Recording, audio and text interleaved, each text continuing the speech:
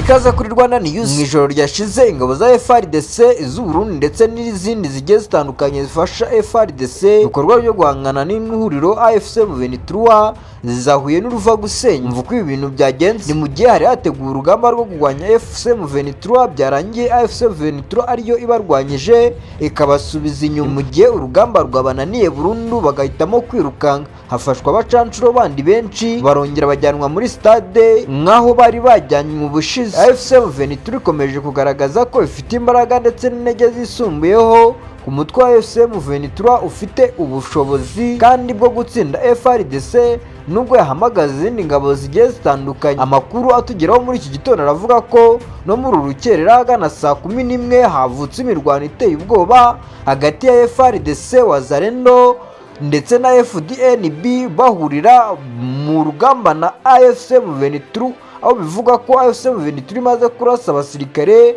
ba FARDC 7 ndetse 38 b'abarundi bakaba nabo bamaze kwasiga ubuzima, mu gihe abatanzania nabo bakomeje kuhakomerekera, abandi nabo bakitaba Imana nubwo nta mubare uhagije uramenyekana w'abakomeretse cyangwa itangazo ribyemeza muri aka kanya. Gusa imirwano iracyakomeje muri Uvira, muri teritwari ya Uvira, mu gihe kandi AFC M23 ikomeza yiyama kandi ira leta ya Kinshasa ko bagomba gukurikiza ibiganiro bya politike ndetse na diplomasi. Andi makuru avuga ko Evariste Ndayishimiye akomeje gukora ibikorwa bigiye bitandukanye byo guhungabanya umutekano w'abasivile mu burasirazuba bwa Kongo, asize igihugu cye kiri mu kaga ndetse no kurwirwa n'ishyano ry'ibintu bigiye bitandukanye, aho ubukungu butifashe neza ndetse n'abaturage babo bafite imibereho mibi.